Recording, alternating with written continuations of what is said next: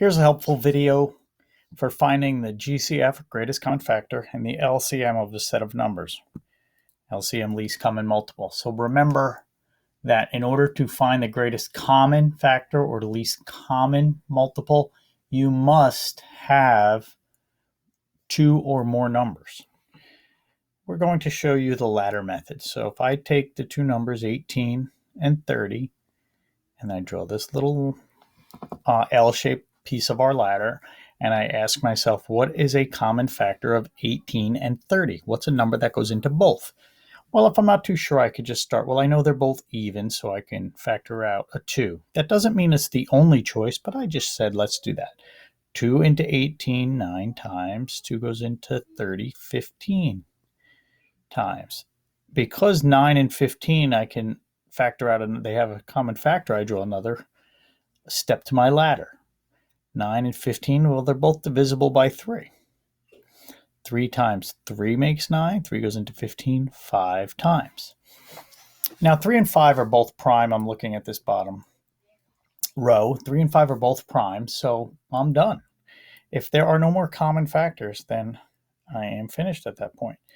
So what I need to do now is figure out, first off, let's find the GCF. I'm finding the GCF of 18 and 30. There they are. GCF is on the left. 2 times 3. So my GCF is 6. Greatest common factor of 18 and 30 is 6. The GCF is on the left. The LCM is all of them. My LCM is all of them. 2 times 3 times 3 times 5. There they are. 2 times 3 times 3 times 5. Okay, now I have to do a little math multiplication here, and I'm going to apply the distributive property to make my life a little, the commutative property to make my life a little easier.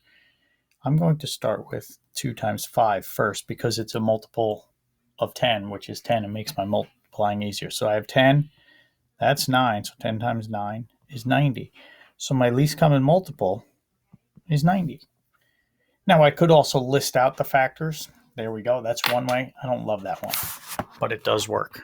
Okay, so, I flipped it there as I was flipping my Chromebook back to normal.